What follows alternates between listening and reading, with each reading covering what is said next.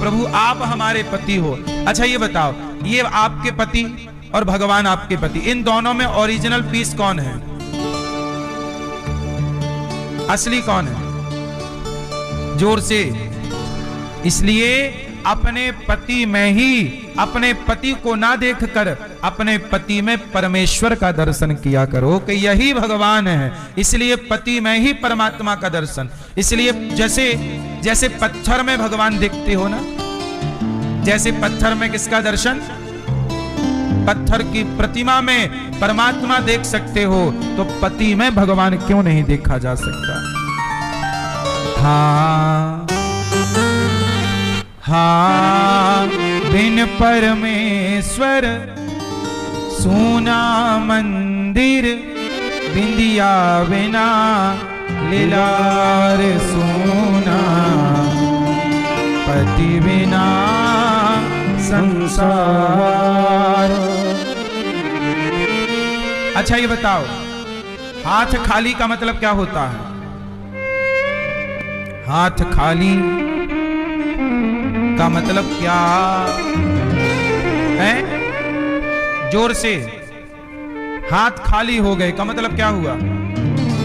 जो विधवा हो जाएं उनको कहते हैं कि हाथ खाली हो गए। लेकिन आजकल देखो ना, महिलाएं चूड़ी नहीं पहनती, ऑलरेडी हाथ खाली घूमती हैं, जबकि ये सबसे बड़ा अपशगुन है।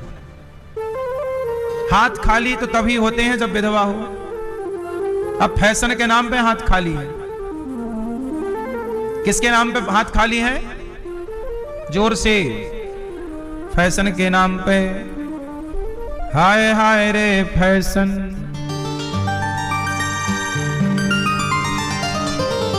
लोग कहते थे कि दुश्मन की बेटी का भी कभी हाथ खाली ना हो, दुश्मन की बेटी का भी कभी हाथ खाली ना हो, मतलब वो कभी विधवा ना हो। और आजकल फैशन में हाथ खाली है। बिन परमेश्वर।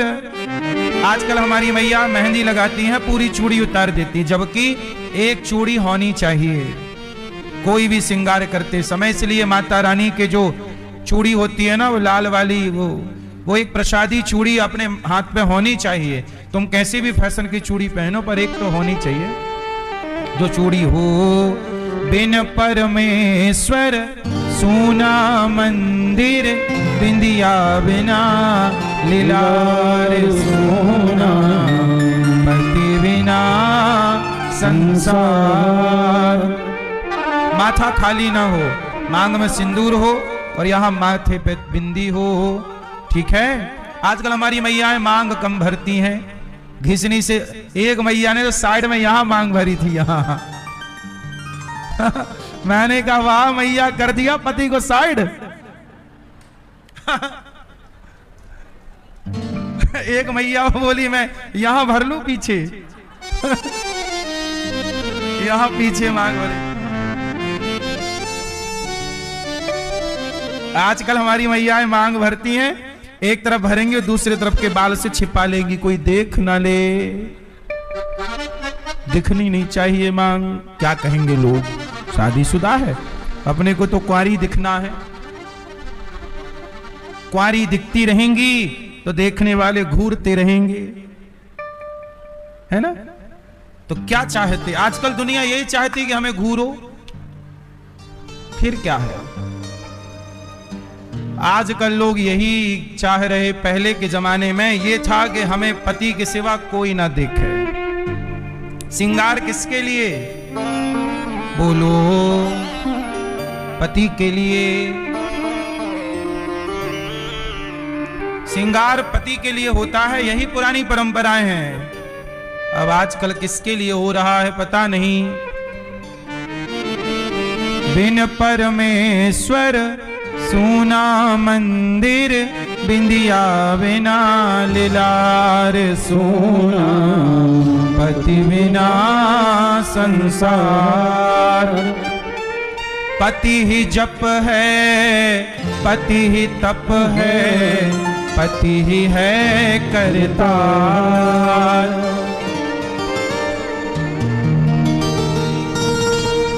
पति ही जप है, पति ही तप है, पति ही है करतार। इसलिए मेरी माँ पति को जप कहा, पति को तप कहा, पति ही सब कुछ है ऐसा कहा कि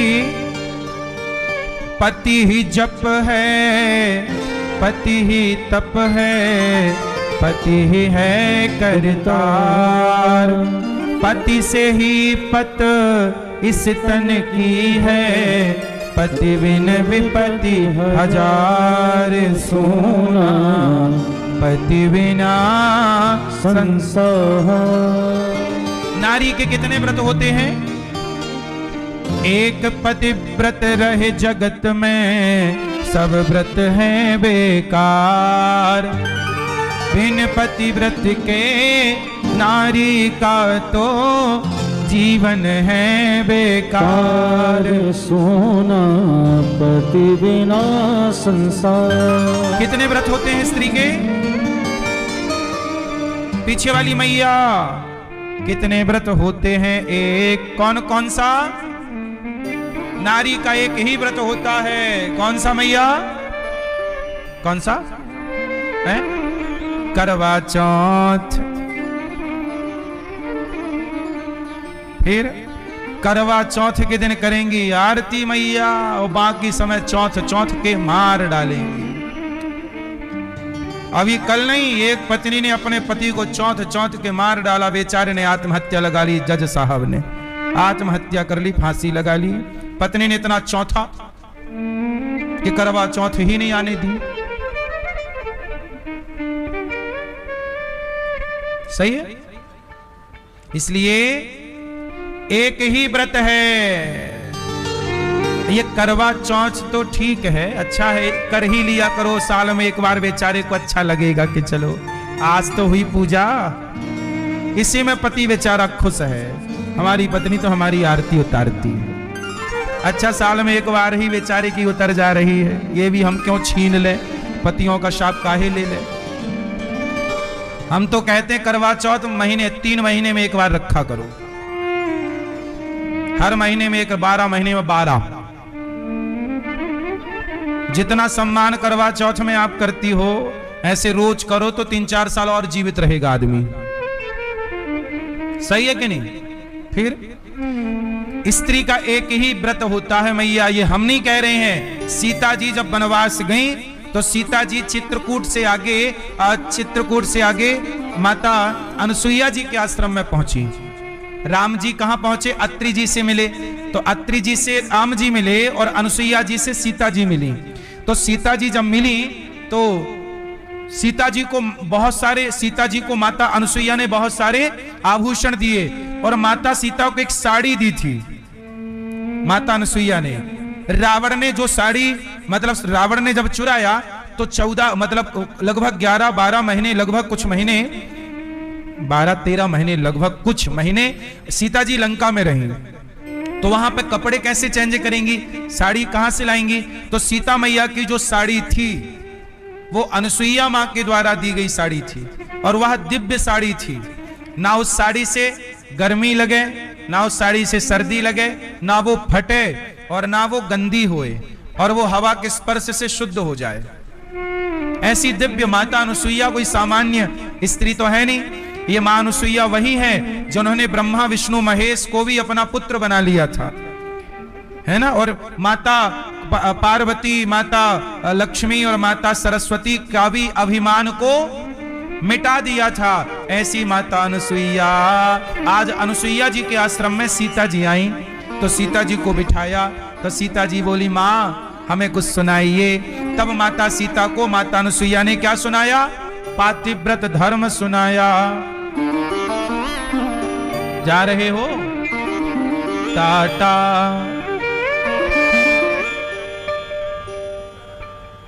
आना जल्दी। गुस्सा तो नहीं हो गए? पति की सेवा करने का बोल दिया तो गुस्सा होगी क्या? आते रहना मैया। दारू पीता? अच्छा दारू पीने जा रहे हो? नहाया भी करो दारू से, पीने से क्या होगा? अब नहीं पीना। दारू पियोगे जाके? संडे को पियोगे? छोटा बच्चा है आपका, उसको भी पिलाना जरूर संडे को। अच्छा, खूब पिए, चलो अच्छा है। बाप ही सुधरने को तैयार नहीं तो बेटा क्या सुधरेगा? आदमी सुधरने को तैयार नहीं। सही है? बिगड़ा हुआ व्यक्ति सुधरना नहीं चाहेगा। बोले बेटा भी बिगड़ जाए, हम नहीं सुधरेंगे, चलो छोड़ो, तुम तो दारू से नहाओ भी, क्या दिक्कत है? किसका बिगाड़ोगे? किसका बिगड़ेगा बताओ? हाँ, हमारा धर्म है समझाना। दुर्योधन भी नहीं समझा था कृष्ण के समझाने पर, और रावण भी नहीं समझा था हनुमान जी के समझाने पर। सुनो, तो हुआ क्या? माता सीता जी हाथ जोड़कर बैठी और माता अनुसुईया कह रही हैं, सुनो, एक ही धर्म एक व्रत नैमा, खाय वचन मम पति पद प्रेमा। हे सीता, अनुसुईया जी, हे सीता सुनो, एक ही धर्म होता है नारी का, एक ही, क्या? पति की सेवा। एक ही धर्म एक व्रत नैमा, काय वचन मम पति पद प्रेमा। पति से प्रेम करना बस, और पति कैसा भी हो, वृद्ध रोग बस जड़ धनहीना, अंध बहिर क्रोधी अति दीना, ऐसा हूँ पति कर किए अपमाना, नारी पाव जमपुर दुख नाना। पति अंधा हो, लंगड़ा हो, बहरा हो, कैसा भी हो, नारी का धर्म है कि उसकी सेवा करे। शादी के पहले देखो कि वो अंधा लंगड़ा है कि नहीं, शादी के बाद तो जैसा है। और ये तो नारी का धर्म है कि वो अपने पति से ही प्रेम करे। बोलो हाँ, ये नारी का धर्म। और पुरुष का धर्म क्या है कि आप अपनी पत्नी से ही प्रेम करें, पत्नी के सिवा पराई स्त्री को ना देखो। जैसे राम है, राम पराई नारी को नहीं देखते। यदि पत्नी पतिव्रता है तो पुरुष को भी पत्नीव्रता होना चाहिए। दोनों को बैलेंस करके चलना है जीवन को। आप भी पथभ्रष्ट ना हो पुरुष, और स्त्री भी पथभ्रष्ट ना हो। सही है? दोनों सही रास्ते पर हो। दोनों एक दूसरे से प्रेम कीजिए, दोनों एक दूसरे को खुश रखिए, दोनों एक दूसरे का सहारा बनिए। आजकल सहारा पति पत्नी का ही है, बच्चों का सहारा तो अब सपना हो गया। क्यों? बच्चों का सहारा तो अब सपना है। जब तक तुम्हारी पत्नियां जिंदा हैं, पति लोग सुन लो, तब तक तुम्हारी घर में थोड़ी इज्जत है। पत्नी करेगी तो इज्जत है, ठीक से भोजन मिलेगा, ठीक से दवाई मिल जाएगी, है ना? पति जरा पत्नी मर जाएगी, फिर तुम अपने ही घर में अजनबी हो जाओगे। आओगे तो आ जाओ, जा रहे हो तो जाओ, कोई ना रोकने वाला, ना टोकने वाला, ना देखने वाला, ना कोई ये कहने वाला समय से आओगे तो भोजन मिलेगा, वरना रखा है खा लो। इसलिए कहता हूं, रिश्तों की कदर, आज के जमाने में रिश्तों की कदर नहीं है। किसकी कदर नहीं है? किसकी कदर नहीं है? रिश्तों की कदर नहीं है। रिश्तों की कदर होनी चाहिए। हाँ, भगवान श्री कृष्ण गोपियों से कहते हैं, जाओ ओ भक्तो, स्वर्गा से आयो है संदेश, बुलावो आग्यो राम को। बुलावा आएगा हमारा और आपका। अच्छा, जब जाओगे तब आप एक एक मिनट के लिए रोओगे। स्वर्ग है, और देवरानी जेठानी लड़ रही हैं, तो वो घर है कि नरक है? तो मैया आप कहां रहती हो, नरक में कि स्वर्ग में? तो आप जेठानी से नहीं लड़ती हो, वो देवरानी से हैं? आप जेठानी है, लड़ती हो जो देवरानी से? कहां आपकी देवरानी? घर नहीं लड़ती हो ना? पक्का? कोई गलती किया करे देवरानी तो माफ कर दिया करो ना, जिठानी हो आप, बड़ी हो। क्षमा बड़न को चाहिए। छोटे बच्चे गलती करते हैं, छोटे बच्चे, और हमेशा माँ बाप उनको क्षमा। भृगु जी ने भगवान नारायण की छाती पे लात मार दिया। भृगु जी ने भगवान नारायण की छाती पे लात मार दिया। इसलिए आपने देखा होगा आपके घर में जो गोपाल जी हैं, उनकी छाती में पांव का निशान बना है, वो पांव भृगु जी का है। एक बार भृगु जी ने, भगवान नारायण लेटे थे, लक्ष्मी जी पांव दबा रही थी, भृगु जी बड़े गुस्सा में गए और गुस्सा में जाकर के पांव एक लात जमाई भगवान। सोचिए संतों में इतनी ताकत है, वो भगवान को भी लात मार देते हैं। मार दिया, और जब लात मारी तो भगवान ने चरण पकड़ लिए। प्रभु हमारी छाती बड़ी कोमल है, हमारी छाती बड़ी कठोर है, आपके चरण बड़े कोमल है, आपको चोट तो नहीं लगी? भृगु जी पानी पानी हो गए, चरणों में गिर पड़े। प्रभु मैंने तो पांव इसलिए मारा ये देखने के लिए कि आपको क्रोध आता है कि नहीं, लेकिन आपने क्रोध को जीत लिया, इसलिए धरती में प्रथम पूज्य आप हैं, आपसे बड़ा कोई नहीं। एक बार भृगु जी ने सबकी परीक्षा ली, ब्रह्मा जी, भगवान शिव और भगवान विष्णु, भगवान नारायण, ब्रह्मा विष्णु महेश की परीक्षा हुई कि इन तीनों में बड़ा कौन है। तो ब्रह्मा जी के पास भृगु जी गए, तो ब्रह्मा जी को प्रणाम नहीं किया, तो ब्रह्मा जी को गुस्सा आ गए, ये छोरा प्रणाम नहीं करता। शंकर जी गले लगने आए तो उन्होंने गले नहीं लगाया, तो शंकर जी को भी गुस्सा आई। तब भृगु जी ने कहा कि आप दोनों प्रथम पूज्य नहीं है।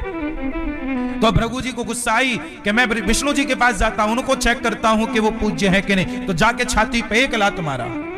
तो भगवान ने चरण पकड़ के कहा आपके चरण कोमल, छाती कठोर, चोट तो नहीं आई। तब भृगु जी ने कहा कि पृथ्वी पे आज से प्रथम पूज्य कौन होगा? भगवान विष्णु, भगवान नारायण। इसलिए जब भी आप कोई संकल्प करते हैं, सत्यनारायण भगवान की पूजा में हो, यज्ञ में हो, कोई भी शादी में हो, ब्याह में हो, तो पंडित जी पहले 3 बार क्या बुलवाते हैं? विष्णु विष्णु विष्णु। कोई भी शंकर जी का भी यज्ञ होगा, शंकर जी के भी मंदिर में ये संकल्प करोगे तो बुलवाया विष्णु विष्णु ही जाएगा, शिव शिव नहीं बुलवाया जाएगा। बोलो हाँ, संकल्प में क्या बोला जाएगा? क्यों? प्रथम पूज्य भगवान विष्णु है, वही है। इसलिए आज भी भृगु जी ने परीक्षा ली और समाज में ये कह दिया कि ये पूज्य हैं, इसलिए भगवान विष्णु, भगवान नारायण वही भगवान है। सब पर देखो, वैसे तो तीनों में भेद नहीं है, हरि हरि और न भेदा, ब्रह्मा विष्णु और महेश में कोई भेद नहीं है। फिर भी जब निर्णय होगा तो निर्णय तो होगा, ताकि लोग कंफ्यूज ना रहे, इसलिए कंफ्यूजन मिटी और संकल्प में एक ही नाम आया, विष्णु विष्णु विष्णु। इसके बाद संकल्प में आगे कुछ बोला जाएगा। बोलो हाँ। चाहे देवी का आप यज्ञ करो, चाहे गणेश जी का यज्ञ करो, चाहे किसी भी देवता देवी की पूजा करो, पर संकल्प में बोला जाएगा विष्णु विष्णु विष्णु, क्योंकि प्रथम पूज्य वही है।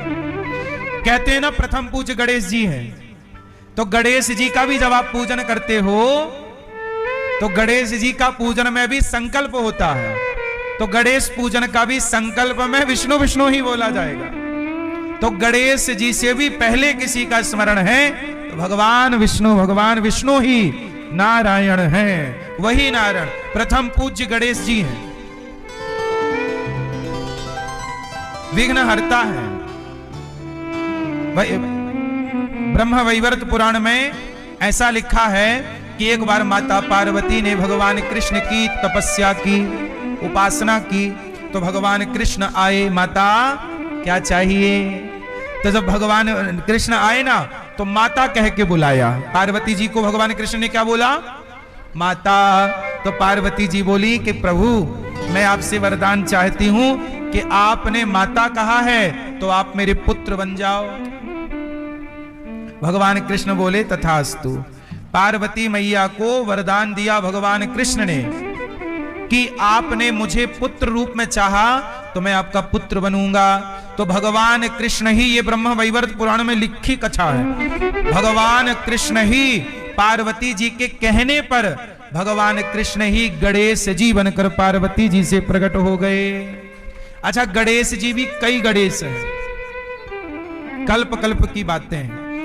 एक गणेश जी के बारे में आपने सुना होगा कि माता जी स्नान कर रही थी, उन्होंने एक गणेश जी तैयार किए और वही शंकर जी के वह द्वार पे खड़े हो गए। शंकर जी आए, रोका, त्रिशूल चलाया, सिर कटा, बाद में हाथी का सिर जोड़ा।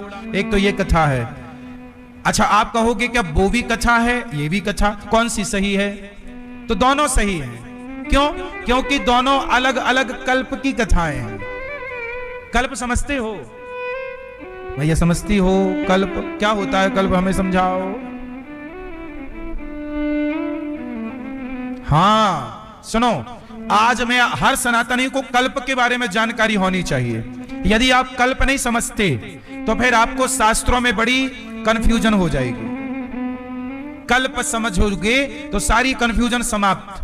क्योंकि शिव पुराण पढ़ोगे तो शंकर जी ने सृष्टि की, ऐसा लिखा है। देवी भागवत पढ़ोगे तो देवी जी ने सृष्टि की, ऐसा लिखा है। विष्णु पुराण पढ़ोगे तो विष्णु जी ने सृष्टि की, ऐसा लिखा है। गणेश पुराण पढ़ोगे तो गणेश जी ने सृष्टि की, ऐसा लिखा है। अब आप सब कंफ्यूज हो गए कि सही क्या है, इन्होंने की कि उन्होंने की कि उन्होंने की। तो सुनो, सबने की, पर सबने अलग अलग कल्प में की।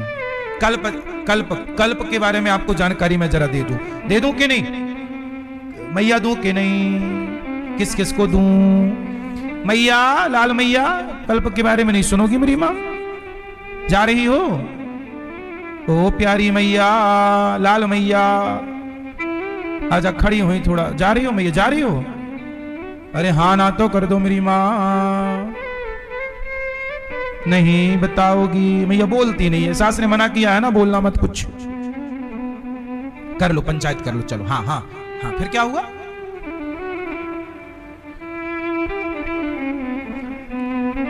मैया ना जा रही है ना बैठ रही है, बस खड़ी है। पीछे वाले को कुछ नहीं दिख रहा है। जा रही हो मैया? टाटा। सुनो, कल्प क्या है सुनो। ब्रह्मा जी के एक दिन में, ब्रह्मा जी कितने साल के? ब्रह्मा जी की आयु कितनी है? 100 साल। ब्रह्मा जी कितने साल के होते हैं? 100। ब्रह्मा जी का कार्यकाल 100 वर्ष का होता है। पर ब्रह्मा जी के 100 साल कितने बड़े हैं वो जरा समझो। आप ब्रह्मा जी का एक दिन समझो, फिर 100 साल आपको समझ में आ जाएंगे। ब्रह्मा जी के एक दिन को, बोलो, ब्रह्मा जी के एक दिन को कल्प कहते हैं। क्या कहते हैं? कल्प। अच्छा, कल्प क्या है? एक दिन कितना बड़ा? ब्रह्मा जी का एक दिन कितना बड़ा होता है कि 1000 बार सतयुग, त्रेता, द्वापर, कलयुग, सतयुग, त्रेता, द्वापर, कलयुग, 1000 बार चारों युग जब बीत जाएं तब ब्रह्मा जी का एक दिन होता है। सतयुग, कलयुग, द्वापर, कलयुग की आयु कितनी है? 4,32,000 वर्ष, द्वापर की 8,64,000 वर्ष, कलयुग से तिगुनी द्वापर त्रेता की, चौगुनी सतयुग की। ऐसे चारों युग जब कितनी बार बीते? जैसे सप्ताह, एक सप्ताह में कितने दिन बीते? 7 दिन को एक सप्ताह कहते हैं और 30 दिन को एक महीना कहते हैं। ठीक है? 365 दिन को एक साल। ऐसे ब्रह्मा जी के 1000 बार क्या गुजर गया? सतयुग, त्रेता, द्वापर, कलयुग, तब क्या हुआ? एक दिन। अच्छा, ब्रह्मा जी के एक दिन में 14 इंद्र बदल जाते हैं। इंद्र को बदलाव जब होता उसे कहते हैं मनवंतर। 14 मनवंतर होते हैं। 73 चतुर्युग का एक मनवंतर होता। इंद्र की आयु कितनी है? एक इंद्र स्वर्ग में कितने साल रहते हैं? 73 चतुर्युग। सतयुग, त्रेता, द्वापर, कलयुग कितनी बार बीतेगा? 73, 73। 73 बार जब सतयुग, त्रेता, द्वापर, कलयुग बीतेगा, इतने समय तक इंद्र रहेगा। इसके बाद इंद्र बदल जाएगा। जैसे आगामी राजा बलि को भगवान इंद्र बनाएंगे। आगामी इंद्र कौन है? राजा बलि। और ऐसे ब्रह्मा जी के एक दिन को एक कल्प कहते हैं। तो अभी ब्रह्मा जी के 50 साल के लगभग बीत चुके हैं। ब्रह्मा जी 50 साल से ऊपर के लगभग चल रहे हैं। जब ब्रह्मा जी का कार्य 100 साल का पूरा होगा तब हनुमान जी ब्रह्मा जी बनेंगे। आगामी ब्रह्मा कौन? इसलिए हनुमान जी से बना के रखो। अगली बार जब ब्रह्मा जी बनेंगे तो आपको भी पवनवन देवता तो बना ही देंगे, उड़ाते रहना, फिर कुछ तो बना ही देंगे। इसलिए हनुमान जी की शरण में थोड़ा बने ही रहा करो, हैं? अगले ब्रह्मा जी हनुमान जी है। सुनो, तो ऐसा है कल्प। तो ब्रह्मा जी के एक दिन में क्या हुआ? हजारों युग बीत गए कि नहीं? अब सुनो, जब हजारों युग बीते तो क्या हुआ? किसी युग में, किसी कल्प में भगवान ने, जैसे आपके घर में 4 महिलाएं हैं, तो कभी घर का काम इस महिला ने, जेठानी ने कर लिया, तो कभी कल का काम देवरानी ने कर लिया, परसों का काम ननंद ने कर लिया, चल ऐसे मिलवा, ऐसे सृष्टि को बार बार प्रलय होता है, बार बार सृष्टि होती है, फिर प्रलय होता है, फिर ऐसे संसार में कभी दुर्गा जी से सृष्टि हुई, कभी गणेश जी से हुई, कभी उनसे हुई, तो कभी की सृष्टि इन्होंने कर ली, कभी की सृष्टि इन्होंने कर ली। तो कल्प कल्प की बातें हैं। जैसे राम, अच्छा बताओ, रावण को मारा राम ने, बोलो हाँ। अच्छा, कितने रावण थे? जोर से मैया, कितने रावण? नहीं, कई रावण हैं। सुनो कौन कौन, मैं चारों के नाम बता रहा हूं। एक रावण बना जय और विजय, शाप मिला तो जय विजय क्या बने? एक बार सनकादियों ने भगवान के बैकुंठ में रहने वाले 2 पार्षद थे, जय और विजय, उनको शाप देकर राक्षस बनाया, तो वही रावण कुंभकर्ण बने, बोलो हाँ। दूसरा, एक बार क्या हुआ? शंकर जी के 2 गण थे, जिनको नारद जी को बंदर बना दिया था भगवान ने एक बार। तो ब्रह्मा जी, अब नारद जी बंदर बने, तो भगवान विष्णु को शाप दिया कि आपको भी बंदर की जरूरत पड़ेगी, और जैसे मैं पत्नी के लिए तड़प रहा हूं, आप भी पत्नी के लिए तड़पोगे। इसलिए राम जी पत्नी के लिए तड़पे, रावण चुरा के ले गया। और जो शिव के गण थे, जो नारद जी का मजाक उड़ा रहे थे, उनको शाप दिया कि जाओ तुम राक्षस बनो। वही शिव के गण, एक बार भगवान विष्णु के गण जय विजय रावण बने, और एक बार शिव के गण भी रावण कुंभकर्ण बने। ये ऑन रिकॉर्ड रामचरितमानस में सब है, आप पढ़िएगा। एक बार रावण कौन बना? जलंधर। तुलसी माता को जानती हो? तुलसी वृंदा के पति का नाम है जलंधर। जलंधर एक बार जब मरा, उसके बाद वो रावण बना। जिन पंजाब में एक शहर है ना जलंधर, उसी के नाम से है। रावण एक बार जलंधर क्या बना? तो रावण जलंधर बना, उसे मारने राम आए। जय विजय रावण बने, उसे मारने राम आए। शिवगण रावण बने, उसे मारने राम आए। और एक बार प्रताप भानु नाम का राजा रावण बना। एक बार प्रताप भानु नाम का राजा रावण बना, जिसे मारने भी राम आए। तो ये 4 रावण हो गए। तो जब रावण 4, तो राम के अवतार भी 4।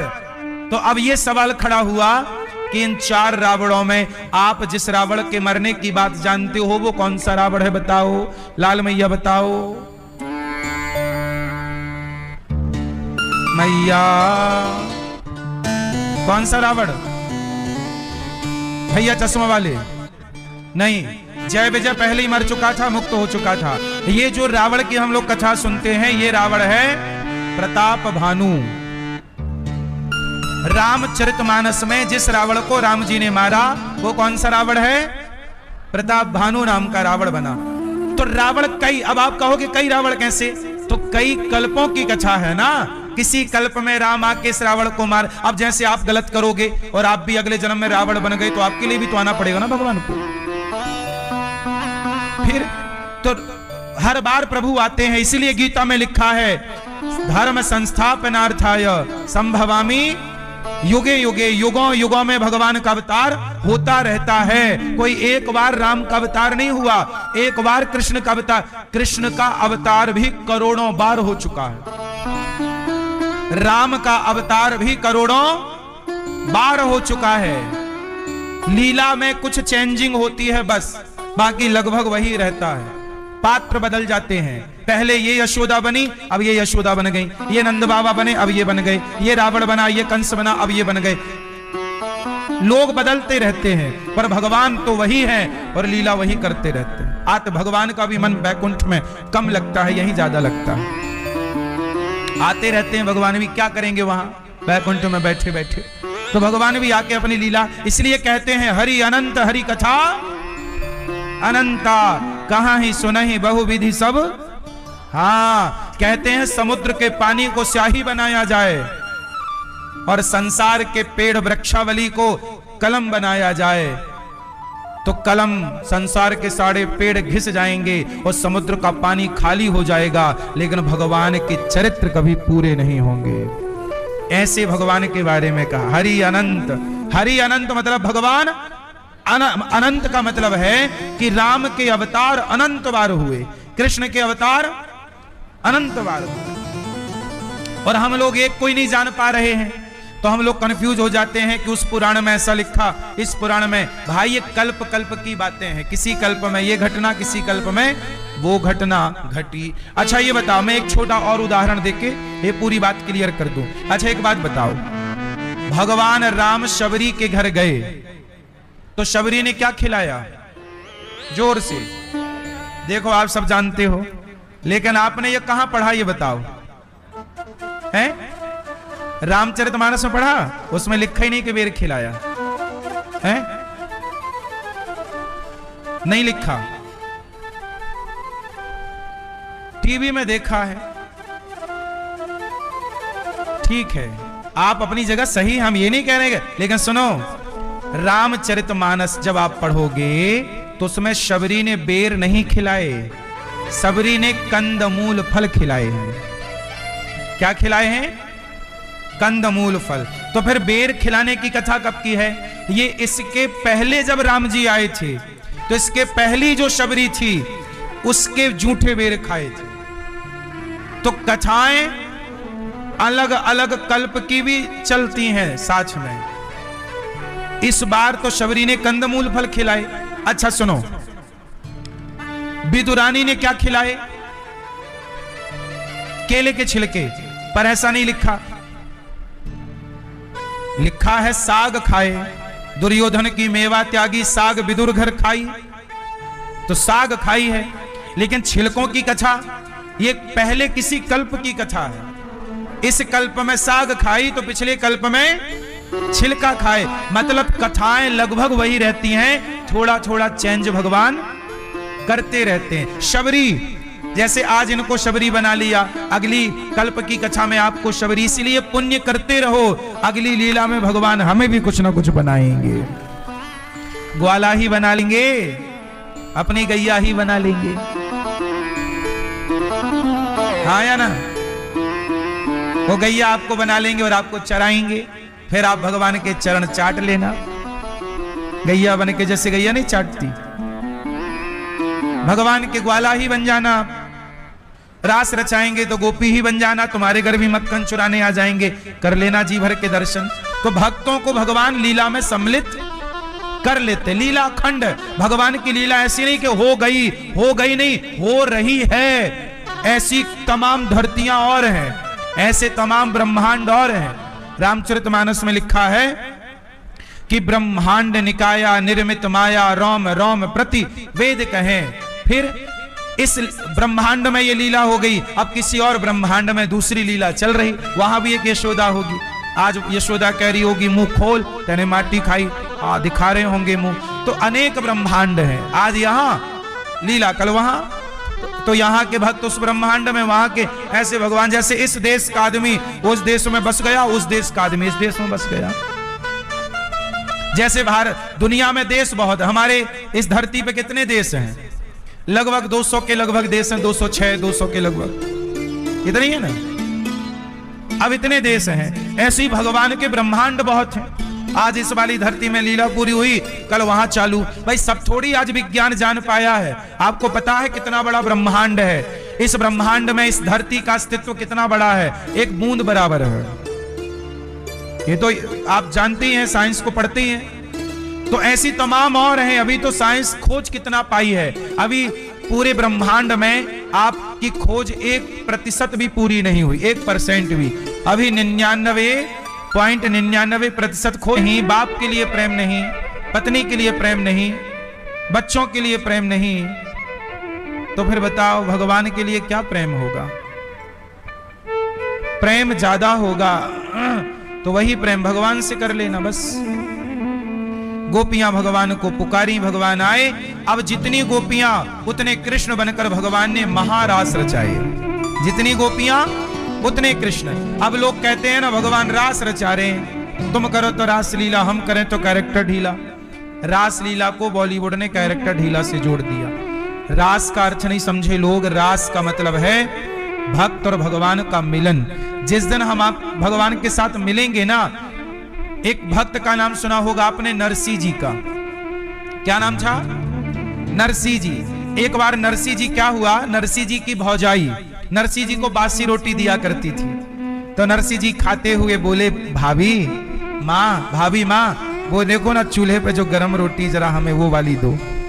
अच्छा, वो अपने पति को, मतलब बड़े भैया को, नरसिंह जी के भाई की पत्नी भौजाई भाभी, तो वो अपने पति को गरम गरम देती। और नरसिंह जी देवर थे, कुछ करते धरते नहीं थे, तो भाभी ना देवर को बासी रोटी पकड़ा, ये खा।